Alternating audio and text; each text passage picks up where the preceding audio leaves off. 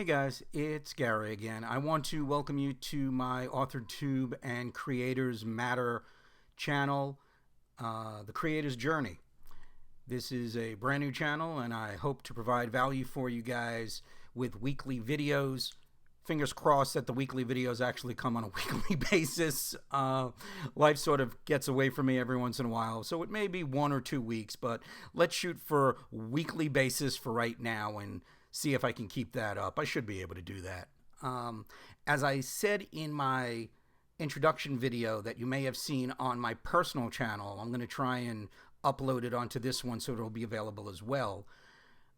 I had no idea that AuthorTube or BookTube or any of these tubes existed until I spoke with my friend Robert, who let me know about these tubes. That's when I got inspired to start my Creators Matter channel, and I've since decided to tag it with the hashtag AuthorTube because I want to be part of both communities. I want to bring value to all the communities.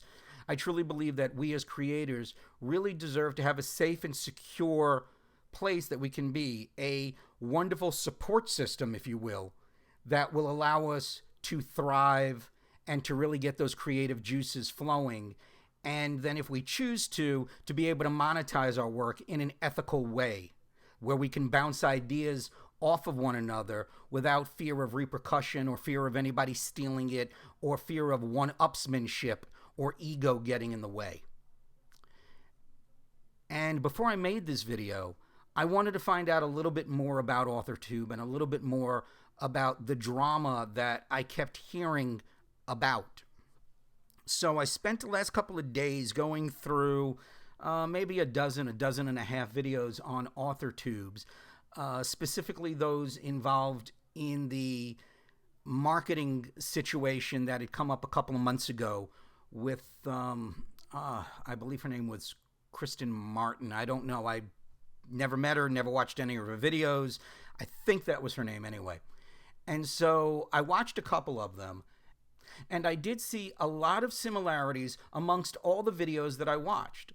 Yes, most of the videos were speaking specifically on the unethical or immoral marketing practices that this one person was taking. But beyond that, there were certain topics and certain subjects that kept coming up in each video that I watched, regardless of the creator, regardless of whose channel it was.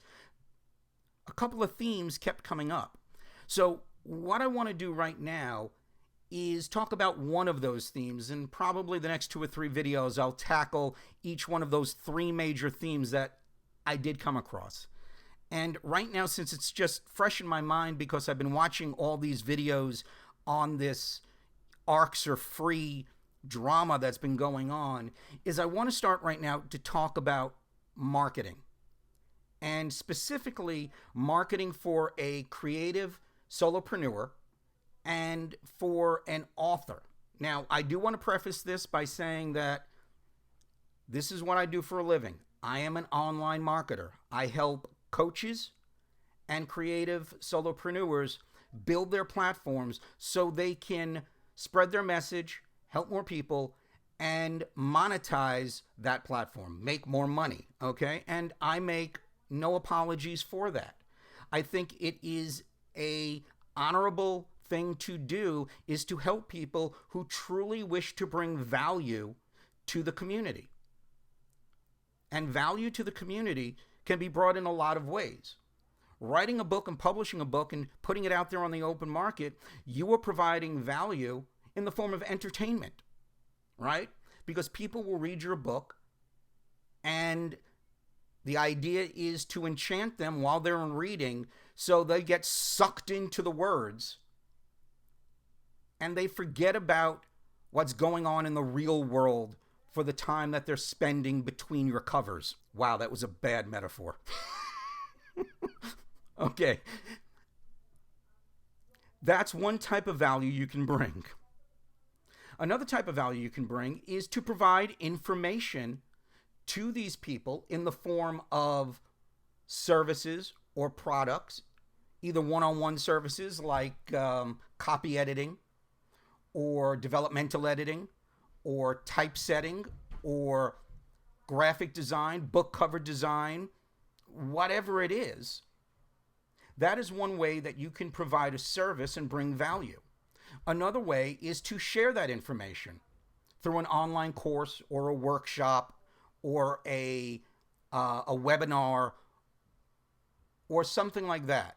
And you can sell those courses. And honestly, I have no issues with any way that creators can use to build an additional vertical and support their dream of being a published or a self-published author and making money doing what they love with their passion and creating. What I do have the issue on, and this is going to be the bulk of the video, is making sure you're marketing correctly. Now, when I say correctly, what I'm talking about is ethically and morally. There are a couple of things, in my opinion, that if you are going to provide a service to your community or any community, that you have to have in your marketing. And without these things, and I think there are 4 of them. I don't quite write them down. I'm just going off the top of my head, so I think there are 4. If you don't have these 4 things, and there may be 3, there may be 5, we'll find out,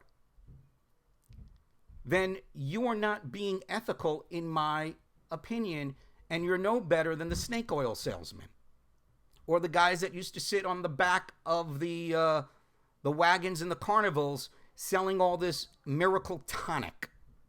And nobody wants to be that guy. Nobody wants to be the used car salesman, right? So what are these 4, maybe 3, maybe 5 things that you need? Well, the first thing that you need to do is you have to make sure that you could actually provide the service that you are offering. You have to make sure that you can get the results you are promising, right? Because if you can't do that, you have no business providing that service. You have no business offering that service for money, right? Because there's 2 parts to that equation. You have to have a perceived value, and you have to have an actual value that you are giving. The perceived value is what's going to get the people to fork over their hard-earned cash and buy your product or service. It's what's going to make the person buy your course. Fork over the $2,000 to buy your course. It's what's going to persuade the person to hire you as the copy editor or the developmental editor or whatever other services you are offering. The second part of that, and this is the part people tend to forget nowadays, unfortunately, is once they give you the money, once you sign the contract, you have to deliver the goods. You have to have that actual level of value at or ideally above what was promised. This is key. Okay? Now, in addition to this, you need to be able to prove that your system, that your product, that your book, because as we said, books are just give value in the form of entertainment, will provide the promised value.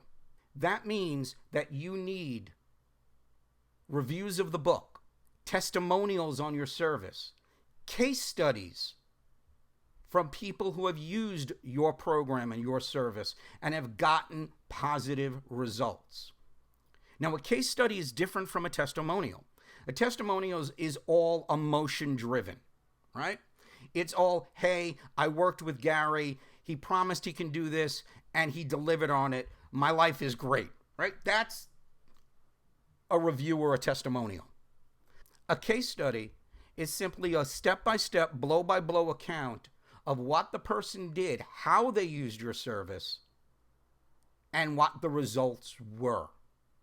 So those are 2 different things, and they're both important because they go directly to showing how that promised value will become the actual value. And it goes a long way to provide trust.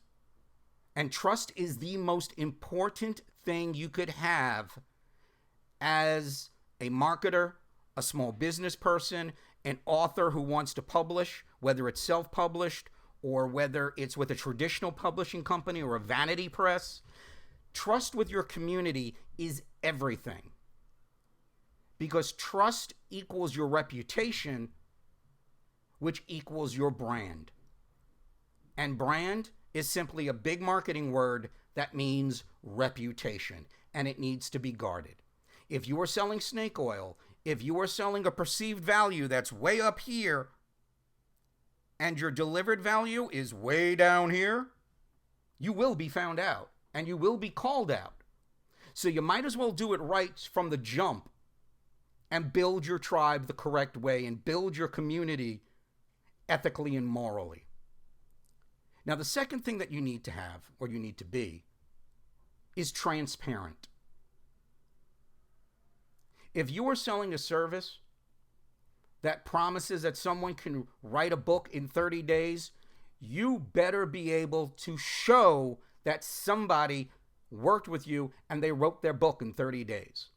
If you were saying that you created a book in 60 days and you put it up on Amazon and it was the #1 bestseller and you sold 10,000 copies and you made $500 gazillion on it, you better be able to show that proof. Transparency. Because if you don't have that transparency, no one's going to believe you, no one's going to trust you, because they're going to think you're a con man. Now, transparency works in a different way as well. We all put these videos out there. We all create content. And we all create content and we put our best foot forward. Right? The lighting has got to be perfect. Well, with the exception of me, as you can see. I've got like bare walls that look really dingy. They need a paint job. I'll have to speak to my landlord about that.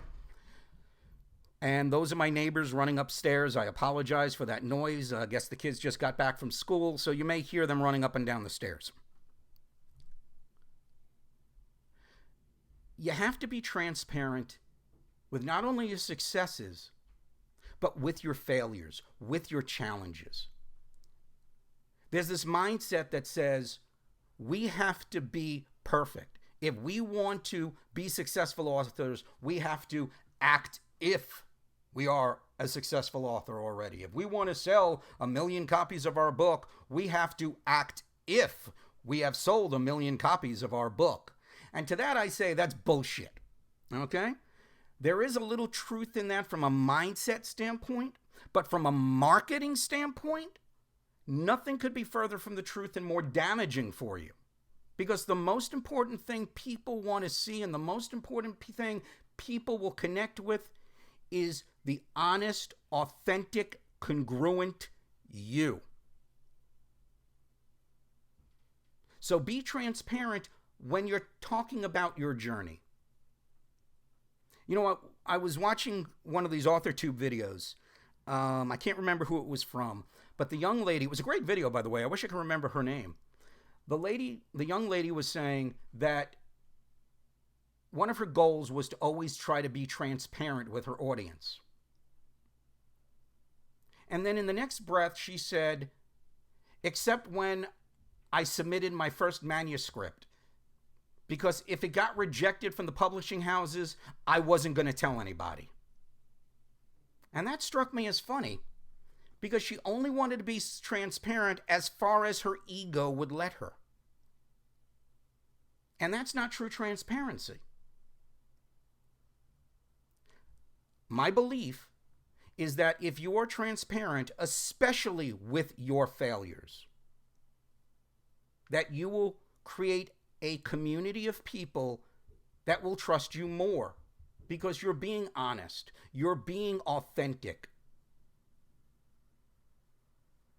So transparency not only in the results that you can get, but also be transparent in the challenges that you are having. We are all on this journey together.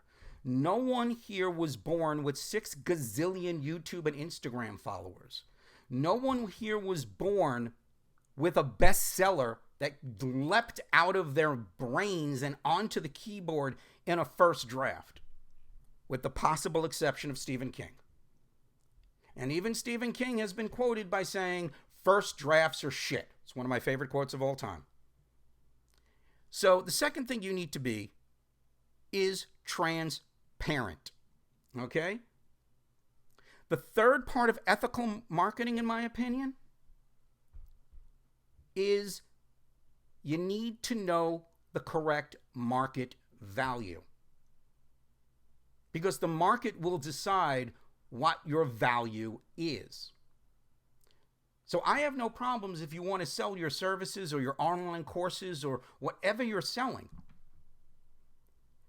But make sure that you're in line with the market. Right?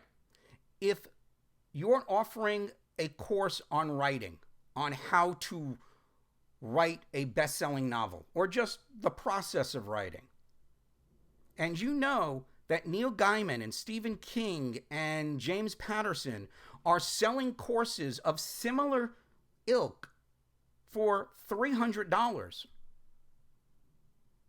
then don't go and sell your course at $3,000.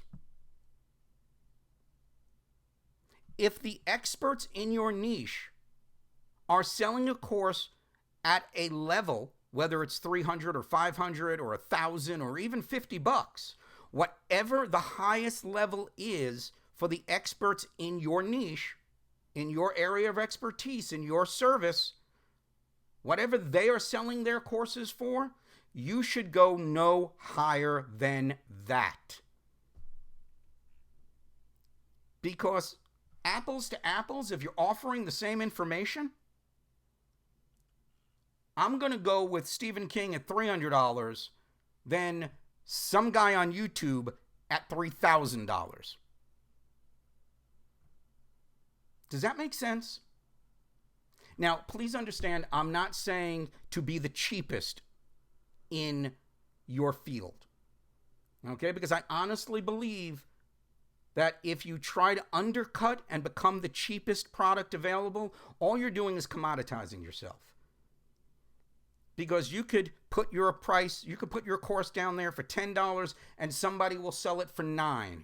And then you'll have to change it to $8. And then they'll come back and charge it $5. And pretty soon you're giving your stuff away. Trying to be the cheapest out there is a race to the bottom where no one wins. So my suggestion is to price the market. See what's available out there in pricing. And go somewhere between the middle of the road to the highest level.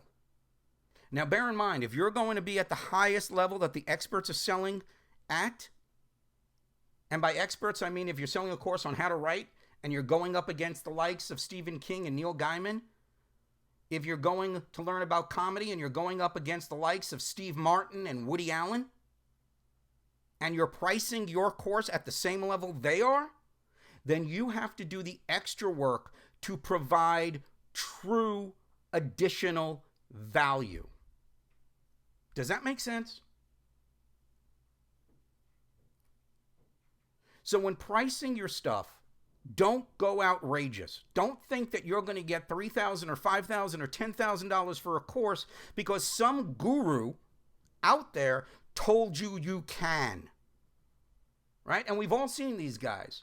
They're all over the MMO space, the make money online space, right? And I lived in that space for a while, and quite honestly, I couldn't stomach it because I didn't like the tactics. I didn't like the gimmicky marketing.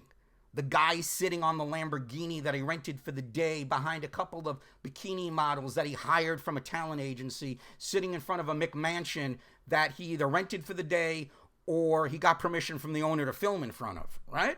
We've all seen them. And unfortunately, these guys are ruining it for the honest, ethical marketers. And they're making everyone believe that all they have to do is slap a couple of pieces of paper together and they can charge $5,000 for the course. I once saw a course when I was let's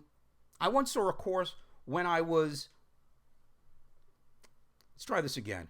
I once saw a course advertised when I was learning about online marketing for books, and this was back about 5 years ago when I first self-published my first book on Amazon. And the guy was selling a course, and the advice he was giving was to go onto Fiverr, find people to write 100 pages, slap your name on it, and sell it on Amazon. Now, it was a little bit more involved than that. He told you to go and look at the bestseller lists and what bestseller lists have the most movement on them and the most pre-orders, and to find out what category and what niche you were going to write in. But it didn't have any actual writing done by the person. Everything was farmed out. To me, that's unethical. That's immoral, and that's just plain wrong. Okay? And the same thing is happening now. I believe the reason we're seeing so many people out there today selling courses for $3,000, $5,000, $10,000 is because they all follow the same guru. There's one video or one course all these people have bought that says, hey, listen, build a course from what you know, and you can sell it for $3,000 because you're providing value.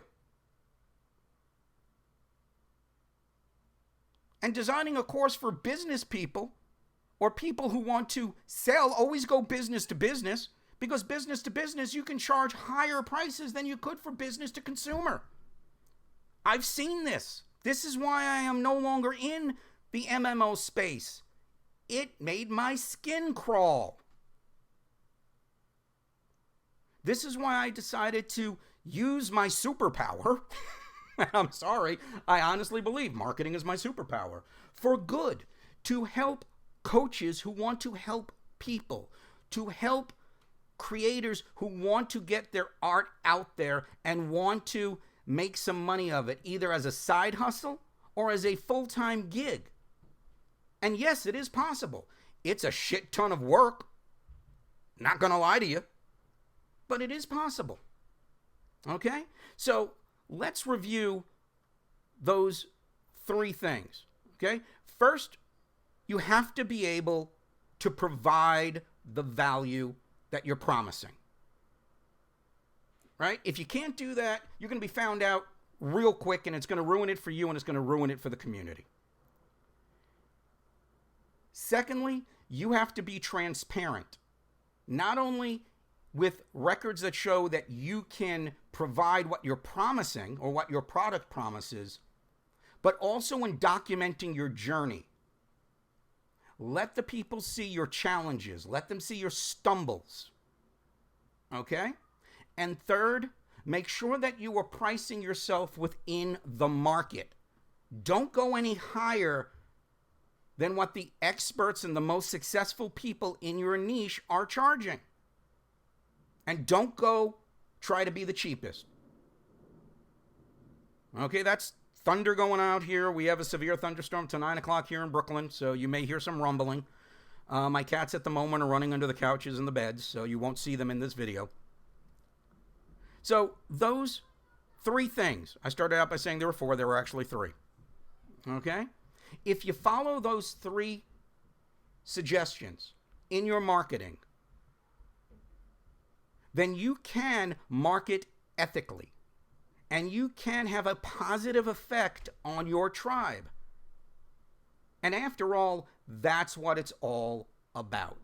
It's not about the money. The money is nice, I'm not going to lie. We all need money to put a roof over our heads, to put food on our table, and to have nice things that we want, right? But if you are doing it for the money first, if your main intention is money, then you will never build a valuable community, and you will never have that genuine trust that you want from your tribe. I feel like there's something else that I wanted to say that was floating around in my head somewhere, but I can't remember it. And we're closing in on about 30 minutes right now on this video. I think I've talked long enough. So I'm going to end it here. I want to thank you very much for watching the video.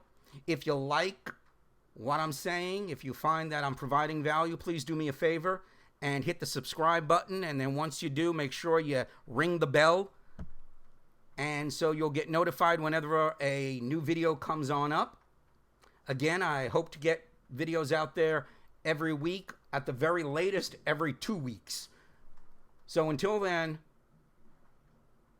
thanks for watching.